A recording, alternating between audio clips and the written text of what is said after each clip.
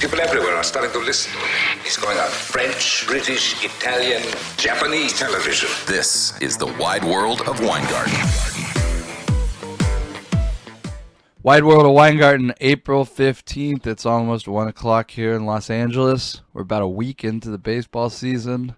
What have we learned so far? I would say basically nothing, except maybe for the fourth year in a row, MLB has changed the baseball that's being used, and it would be nice to have some uniformity in the ball being used year to year, but we do what we have to, and it does look like it's a little bit of a different ball than has been in years past. Every stadium, every team's using a humidor, supposedly, so it's not a surprise that we're seeing slightly depressed home runs, at least to start the year. But really, you can't take much away from 7 or even 10 baseball games. If it supports my narrative, I tend to think it's significant. If not, it's a small sample size issue. So got a lot of player news to cover, a lot of rookie news to cover, even some team stuff to talk about, so I'm just going to jump right in. Alex Cobb is a guy I've had my eye on. He was throwing with increased velocity in spring. He's made 174 career starts before this season. His average fastball velocity in all those starts was 93.5 miles an hour. His fastball velocity for his first start this year with the Giants, 94.6. Not a crazy increase in velocity, but an increase in velocity nonetheless. I do have my eye on him. I have my eye on Carlos Rodon.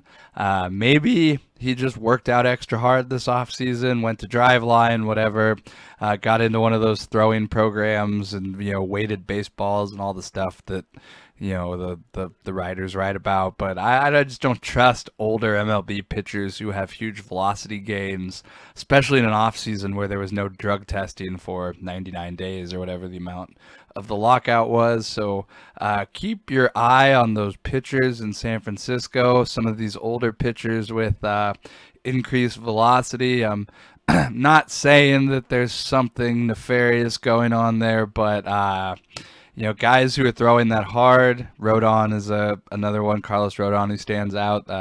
Their elbows tend to explode because of all the added velocity they're putting on it. So just something to keep in mind when you're looking at these older pitchers that are throwing a natural velocity all of a sudden. The Oakland A's took 3 or 4 on the road from the Rays. They're currently half a game out of first place in the AL West. I mentioned before, Oakland has the same payroll in 2022 as they did in 1993, $33 million. That should be incredibly embarrassing for the franchise, for ownership, for management, for the front office. I mean, I've talked about at length that I think the takeaways from Moneyball are mostly wrong. There's nothing that you should be proud about trying to win with the $33 million payroll when it's the same, that you had almost 30 years ago. I mean, that's just, it should be embarrassing to ownership. It should be embarrassing to the front office people who have to look at everyone with a straight face and know that their ownership just doesn't actually care about investing in the team. But I do appreciate the fact that as an organization, the A's do go out and play as good as they can, even knowing that management doesn't care about them and they're going to get traded like Matt Olson was, and Matt Chapman and Tim Hudson and Barry Zito and all the pitchers, Mark Mulder, everybody that's come before for the last 25 years in Oakland. They just kind of get rid of you when you hit market value. So regardless of how management treats them, they tend to play fairly well, and can't say I haven't enjoyed watching them so far this season. I could see myself, unfortunately, betting on them a lot more. I don't get enjoyment out of betting on them, but it's because you're playing with not necessarily lower quality guys, but cheaper guys, and it's just not fun. But I have found value there early in the season. I expect it to continue. Speaking of rookies that are doing things and are on their ways to the majors, and there's a lot going on in the rookie market. I'll definitely get through all that. But one guy I wanted to highlight first off is Grayson Rodriguez, the pitcher for AAA Norfolk for the O's AAA affiliate. He's on the precipice of a call up to the majors through 2 starts at Norfolk. G-Rod, as I and most people refer to him. He's pitched 9 innings, 15 strikeouts, and a walk, currently sporting a 2.00 ERA and a .55 whip on the season. Still building his pitch count, currently at 67, so he'll probably need 2-3 more starts to get up past 80, at which point I would expect to see him in Baltimore. There's really no reason to hold him back much longer, again, other than Baltimore being one of the cheaper franchises in the majors who, obviously they have a plan and they've been sticking to it for like 4 years, but I can't help but think they're just cheap and trying to convince everybody that they have a plan when they're probably clueless just like everybody else. But there's some big numbers out there on Grayson Rodriguez. If he does get called up anytime soon, to thinking 3 weeks, probably a reasonable time frame, 3 to 4 weeks from now. 50 to 1 at Westgate, 80 to 1 at Will Hill, 100 to 1 at FanDuel. I wouldn't bet Grayson Rodriguez lower than 50. Obviously, the FanDuel number is the best one if you have access to it. But I think there are way better investments out there in the Rookie of the Year market, Grayson Rodriguez being one of them, than, say, Stephen Kwan at 5 to 1.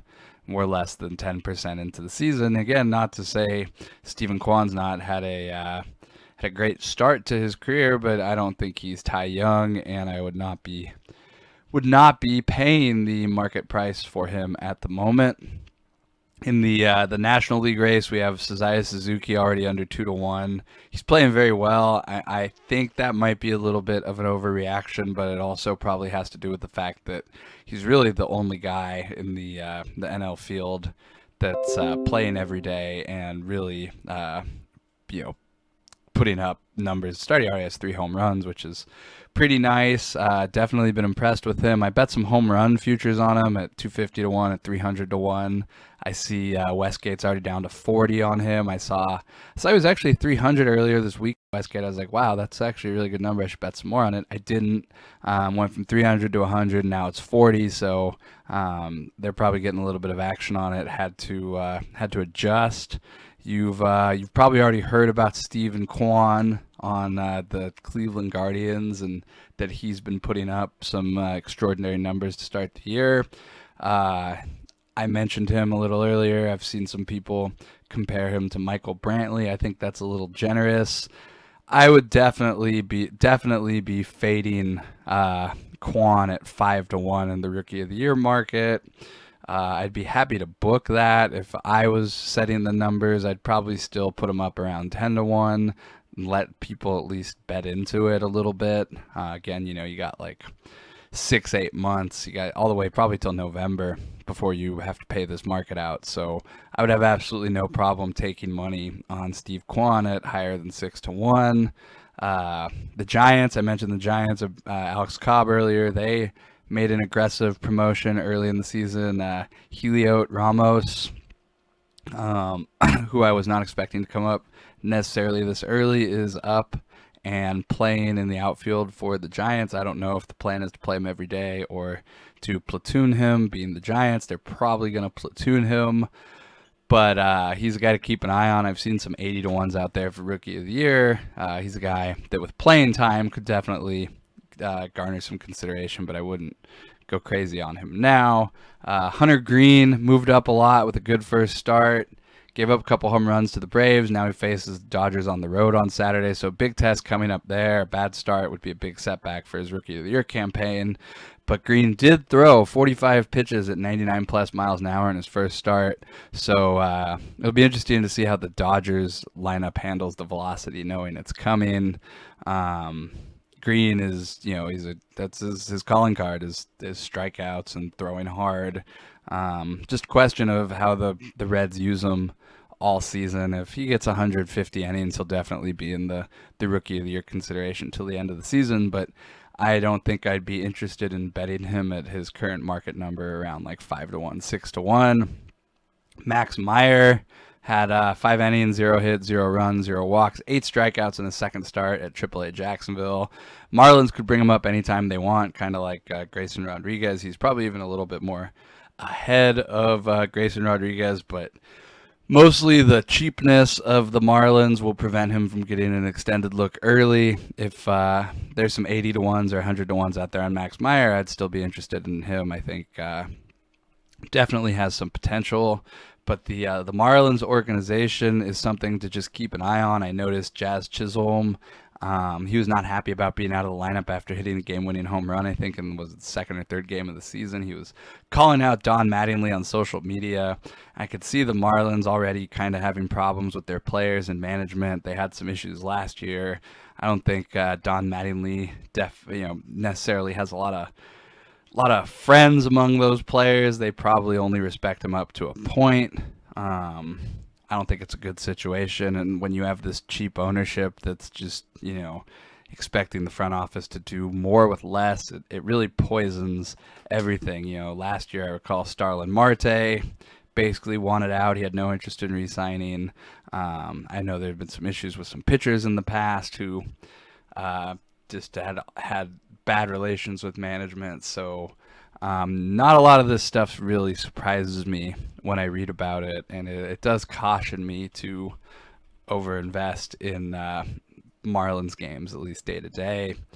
Wouldn't be surprised if Mattingly doesn't even make it through the season. I think really the only thing keeping him around is, again, cheapness. When you fire a guy, you typically have to pay a buyout or whatever, and I don't think the Marlins are in the business of paying buyouts. Another pitcher that wanted to highlight quickly is Jack Leiter, currently pitching at AA Frisco for the Texas Rangers. I think he'll likely bypass AAA altogether. No reason to waste his innings in the PCL, which is a notoriously bad league for pitchers and pitching stats. I would not be surprised 2-3 more starts at AAA before the conversation about bringing Leiter up really gets underway. I liked him at 300-1. I bet him at 300-1 with Gil. He's down to about 100-1, 80-1. I don't think I'd bet anything lower than 100, but he's definitely a guy like Max Meyer to keep an eye on. A Max Meyer, a Grayson Rodriguez, a Jack Leiter, any of those guys at 100-1, going to offer better value over the next month, I think, than chasing some of these short numbers on guys because they've already had one start. I think that's crazy.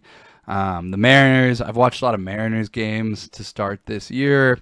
Robbie Ray currently 0-2 in his first 2 starts. Not really much concern here for me. He pitched in Chicago. He pitched in Minnesota. 30-degree weather, 30-mile-an-hour winds, rain. Not much you could really take away from watching 2 early season bad weather starts, other than he's still a pretty good pitcher. I don't think I'm going to hold those 2 losses against him in the long run.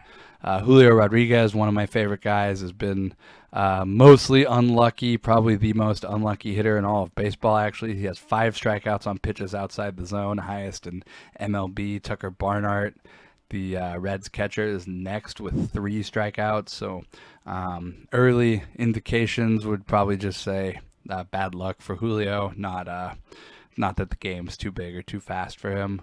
His outfield mate, Jared Kelenic, also showing signs of life after a poor showing as a rookie. He had a 114-mile-an-hour exit velocity on his home run Thursday. That was the highest for any home run hit by a left-hander all season, 4th highest for a home run overall. I was pretty impressed there. And then Matt Brash, he looked pretty great too. Starting pitcher that was acquired from the Padres as a player to be named later. Rarely do players to be named later end up being potential frontline starters and Rookie of the Year candidates. But after a good start, he's down to like 15-1. I don't think I would necessarily bet 15-1 here if you missed the 30s and 40s earlier in the season or preseason.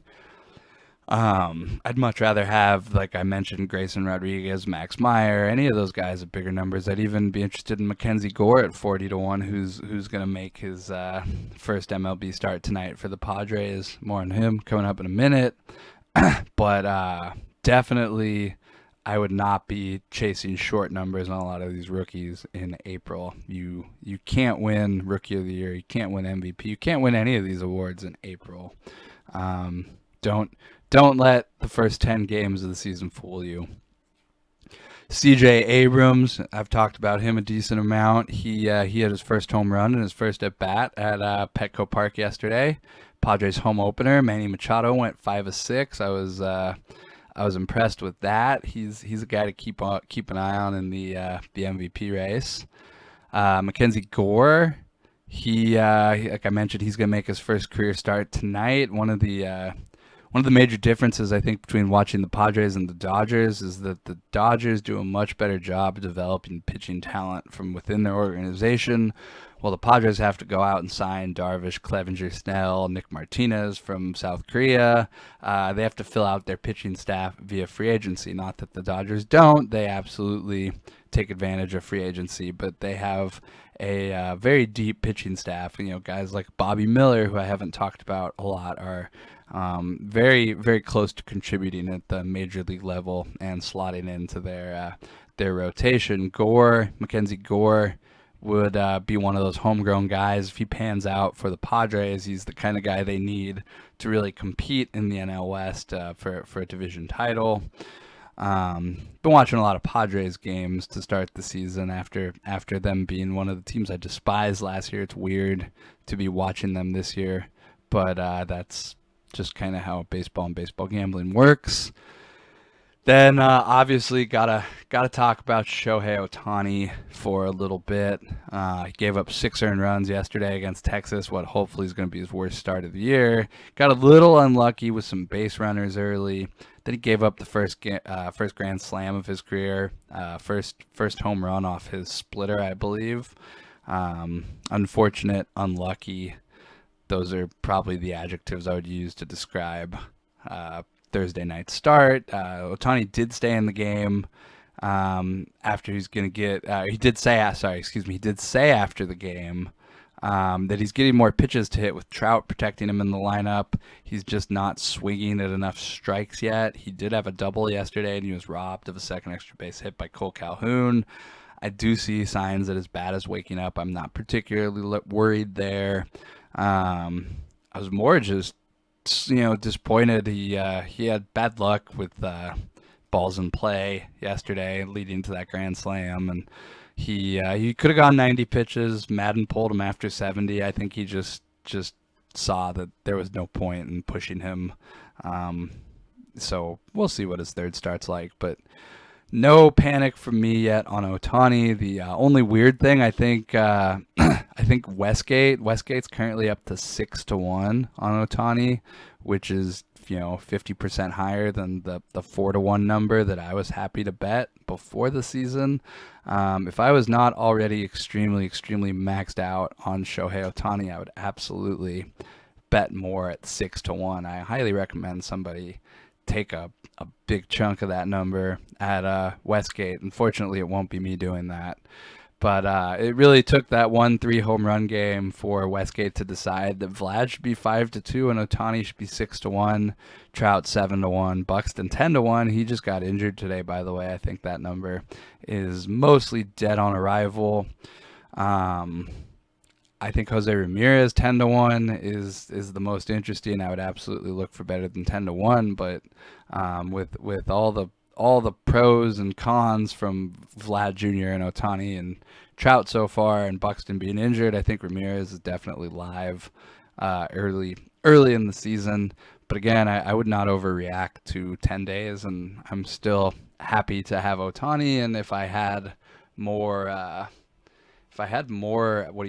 money, I'd absolutely bet more on Ohtani. Unfortunately, I'm just maxed out as far as Ohtani futures go at the moment. The Dodgers offense has looked fairly unstoppable with the addition of the designated hitter this season. Most teams just don't have 9 innings of pitching available on a daily basis to get 27 outs versus the Dodgers lineup. It showed versus the Twins in the first game against the Reds last night. I watched a little bit of it. They just, they come alive late in those games when the bullpens just can't hold it down anymore. And obviously the Dodgers are going to have bad days just like every team, but in general, it's going to be very hard to beat the Dodgers with a DH every day. And when they have Cody Bellinger as one of their worst players, and he looks like he's breaking out of his slump.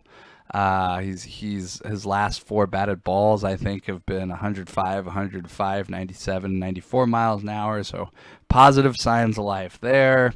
Obviously, something one of the bigger MVP things to follow this week. Vlad Jr. He was 4 for 4 with 3 home runs and a double on Wednesday. In the process, he knocked Garrett Cole out of the favorite spot for the AL Cy Young. But then he goes 0-4 with 4 strikeouts Thursday, including 3 versus Luis Severino. So, again, I just wouldn't overreact to one day of positive stats from any player this early in the season. Byron Buxton, another guy, he starts off with three quick home runs. Then the Dodgers come to town. He strikes out practically every at-bat against the Dodgers. Wasn't super impressed there. Hits a double today to start the first inning versus the Red Sox. He sprains his ankle, and we're waiting for an update there. But yeah, he's another guy who's just super, super brittle and can't stay healthy. I hope you didn't try to take a short number on him for MVP. He's been super popular. But yeah, I wouldn't get too excited or too disappointed over anything that happens over 10 or 12 games so far. NL Cy Young stuff, obviously, real quick. Just wanted to point out Kershaw. Seen his odds drop. I saw he was 100-1, 50-1, 18-1. I think he settled about 20-1 after 7-inning, 13 strikeout performance. Pulls himself in a perfect game.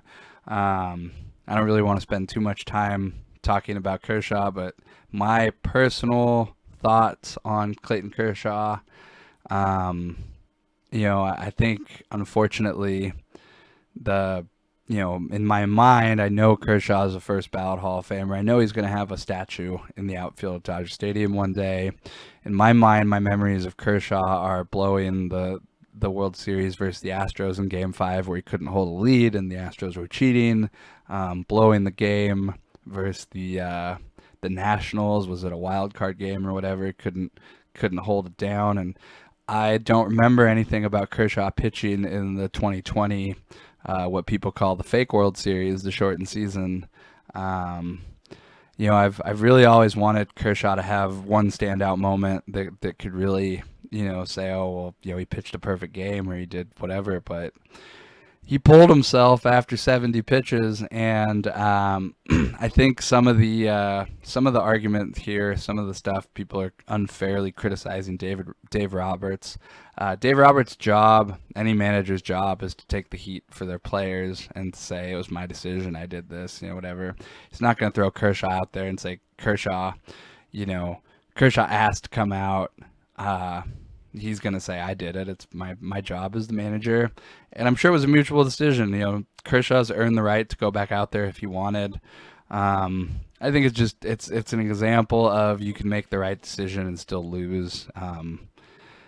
Kershaw's Kershaw. He's one of the best pitchers ever. But when I think of, the best pitching things I've seen, I think of Madison Bumgarner, pitching, coming out for the Giants, winning them World Series. I think it was the right decision if Kershaw thinks it's the right decision, but, way to just admit that these games don't matter anymore, I guess. I just can't think of a lot of the pitchers.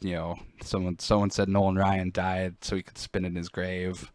Or Bob Gibson, whatever. I can't think of older pitchers pulling themselves in a game like that. So, really embarrassing stuff all around for everybody that we're even having this conversation. But, Kershaw's legacy is Kershaw's legacy. And if the perfect game didn't mean anything to him, then it doesn't mean anything to me.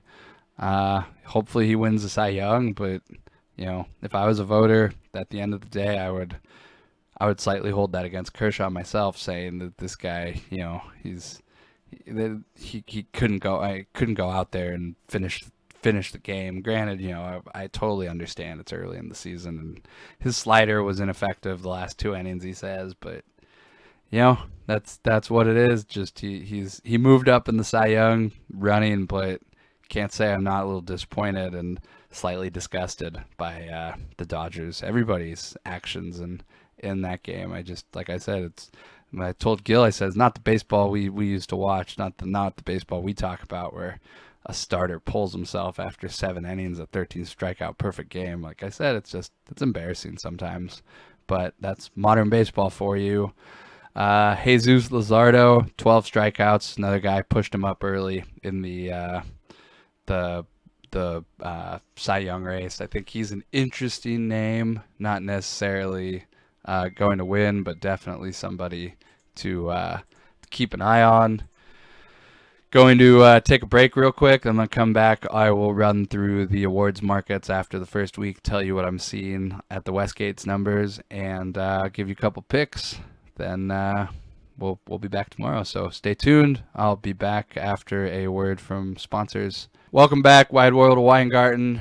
Just took a break. Wanted to go over some of the odds here that I'm seeing at the Westgate for their futures markets. I think they do one of the better jobs with pricing futures on a pretty daily basis at the moment. So I'm using their odds at the moment to give you some market insights here. The NL MVP. Juan Soto's 3-1 favorite. I think that's reasonable. He definitely deserves to be the favorite. Nobody else has really done much, and the other guys under 10-1, the Harper, Mookie Betts, Ronald Acuna, he hasn't even started the season yet, and Freddie Freeman, all under 10-1. Francisco Lindor has 3 home runs. He's down to 12-1. I think that's probably one of the more interesting guys, but I couldn't tell you to bet 12-1. I think that's way too low. He definitely is in the running at the moment. Trey Turner, Austin Riley, guys at 14 and 30-1, and Manny Machado at 30-1. I think there's more value there than there is on the Harper, Betts, Acuna, Freeman guys at the moment. Farther down, I see Brian Reynolds 50-1. I would not bet 50-1. I just wanted to point out with him. He was like 300-1. Somebody bet him down a little bit. Former MVP Cody Bellinger 60-1. I think that's too short. Got to have at least 100-1 to get me interested in Bellinger. And then I see Fernando Tatis at 100-1, number he drifted out to earlier this season. I'm slightly interested there. I already have some 300-1, so it's not going to interest me that much. But with nobody really pulling away early, like I mentioned, Soto being Soto and Lindor being Lindor, I think they're definitely worse bets than Fernando Tatis at 100-1, depending on what sort of update we get out of him health-wise in the next couple weeks. Then, sorry, I just gotta look at golf real quick. Vlad Jr. Westgate thinks Vlad Jr. is 5-2 favorite over Ohtani at 6-1. I think that's crazy. Ohtani hasn't really done much to start the season. Had a bad pitching start last night, gave up 6 earned runs, but I wouldn't necessarily drop him from 3-1 to 6-1 just because Vlad had 3 home runs in one game, followed it up with 4 strikeouts. So, I think there's a lot of overreactions. I think Mike Trout's still right there at 7-1. That's a big price on him. Buxton, not really worth a bet at 10-1 until we get some clarification on what his most recent injury is. This guy just can't stay healthy. Always going to be the knock on him. He's 5-tool sort of guy, but just nothing you can do when you can't stay on the field. Jose Ramirez 10-1. It's a short price for him, but I think he's definitely a contender. Wander Franco 14, also a contender. Just waiting for the power to catch up to the rest of his game. Rafael Devers 25-1 is interesting. Judge 30, Alex Bregman 30. Not particularly interested in either one of them. Kyle Tucker at 30. I am somewhat interested in. I already bet that though at 40-1. The NL Cy Young race, Corbin Burns is the favorite. Max Scherzer second. I'm not really that high on Max Scherzer. Walker Buehler 7-1. Brandon Woodruff 9-1. Both have potential to win. I'm not going to bet them at those prices myself. Logan Webb 14 is interesting. Clayton Kershaw 20. Julio Urias is at 25. His fastball velocity was down in his first start at Coors. Could just been a Coors thing, but he did not have a great spring either. So Julio Urias is a guy to keep an eye on. Kershaw is happy to pick off some of those bigger numbers out there earlier this week. And then farther down the list, I see Jesus Luzardo 80-1. Definitely a guy to keep an eye on after his 12 strikeout performance to start the season. 80-1's about half the price what he was preseason. I saw some 150s and 200s out there. Didn't bet it myself, but yeah, guy to keep an eye on in the NL race. In the AL, Shane Bieber 7-2 favorite. Garrett Cole second at 5-1. I would definitely be fading Cole. Dylan Cease 8-1. He kind of reminds me of Lance Lynn last season. Definitely some potential. I don't think he's gonna win. Not super interested in him myself. Robbie Ray 12-1. Shohei Ohtani 12-1. Ohtani dropped from about 9-1. I think he might have even been down to 8-1, back up to 12 after his 6 earned run start. Definitely the guy I would keep an eye on is Ohtani out of those top 5. Lucas Giolito, strained oblique, is 16. Verlander 20 has some potential. Luis Severino and Shane McClanahan also at 20 are interesting, but not necessarily as good a bets as they were at previous numbers. Noah Syndergaard 30-1 is probably about the cutoff for me. Anybody below that is not really particularly interesting on my list. I do have some Syndergaard at 60 and 100 and some big numbers there, so be interesting to see how he pitches in his second start. He had low strikeouts his first start, but I think it was 5-inning shutout. The AL Rookie of the Year race, a little interesting start. Bobby Witt still the favorite at 3-1 according to Westgate. Julio Rodriguez 5, same price as Steve Kwan. That's hilarious if you think about it. One of those players is a 5-tool athlete. The other one is a very good outfielder on a average team. I think, like I said, I'd be selling Kwan at 5-1. Spencer Torkelson 6-1. Steve Kwan will probably not get to say he's lower in any award race than Spencer Torkelson, except now for very long. I think this is kind of thing that happens early in the season and eventually corrects itself. Adley Rutschman 12-1. I don't think the Orioles have incentive to push him. Jeremy Pena 14-1. He's a guy who's getting every day at bats playing shortstop for the Astros. I think I'd rather have him at 14-1 than Steve Kwan at 5-1. That number has dropped from about 25-1 earlier this week. Josh Lowe 20-1. Interesting guy. I have 100. I have 90. I have some big bets on Lowe at bigger numbers. I don't think 20 is terrible, but it's not as good as 50 or 100 or 70 or 90 or any of those numbers I got. Matt Brash 30-1, definitely a little bit of potential there. I like Brash at 30-1 more than I like Steve Kwan at 5. Grayson Rodriguez 50-1. I like that better than I do Steve Kwan. I think you got more upside with G-Rod. Jack Leiter 80. I think that's too short to bet. I would keep looking. And even Jose Siri, I saw he's 100-1 at Westgate. He's 130-1 at FanDuel. Those I think would be relatively better bets on a player playing every day than Steve Kwan at 5-1. There's literally absolutely no value on Kwan at 5-1. Excuse me real quick. Looking at golf stuff as it's the second round is finishing up at the RBC Heritage. NL Rookie of the Year, Seiya Suzuki down to 3-2 based off his early power in Chicago. Hunter Green 5-1. I think that's a bit of an overreaction with the Dodgers on deck Saturday. CJ Abrams 7-1, reasonable, hit his first home run on Thursday night. Bryson Stott 8-1, hasn't done much of anything yet. Definitely has potential. O'Neal Cruz 8-1, hasn't done anything yet. Is stuck at AAA because the Pirates are a poorly run franchise.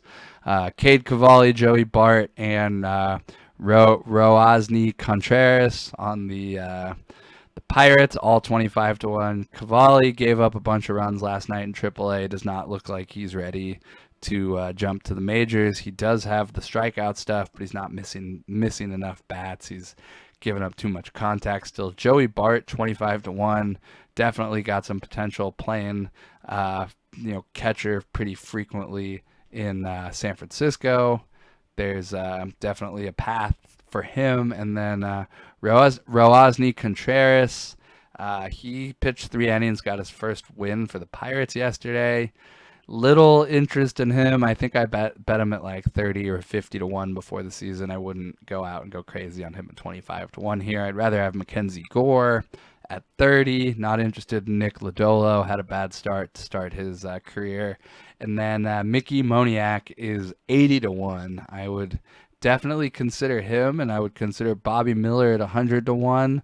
I think those are better prices than Hunter Green up at 5-1 or any of the, once you get past Joey Bart, not much there. The starting center fielders on the Phillies haven't done much of anything yet, and Mickey Moniak's still probably about a month away from potentially reclaiming a starting job. But if he could do that, I think there's a path for him to win Rookie of the Year. So definitely keep my eye on some of these numbers as they drift.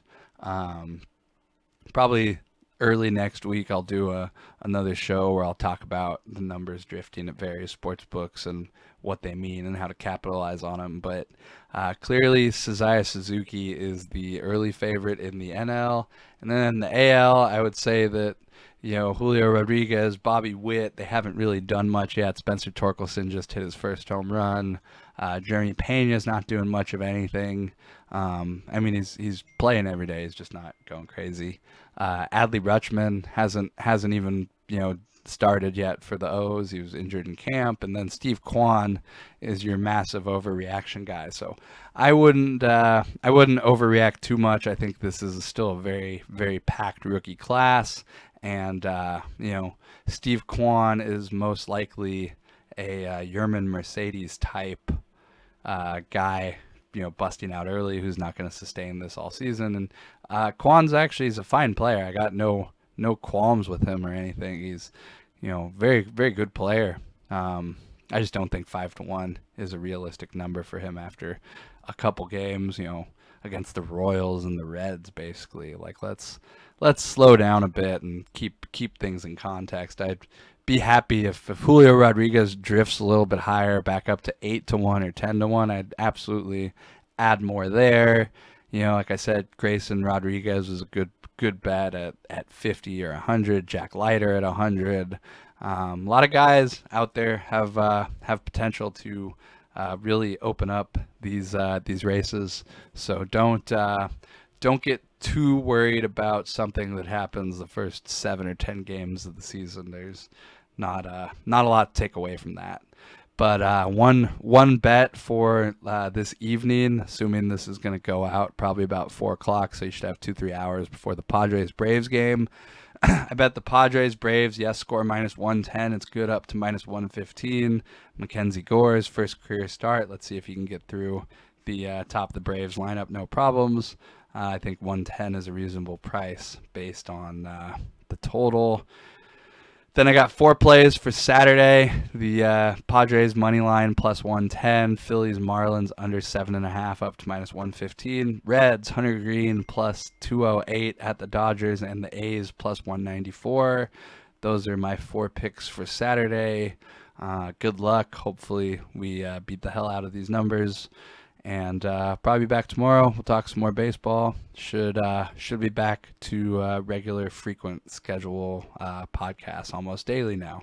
So thank you for listening, and good luck this weekend in the baseball markets.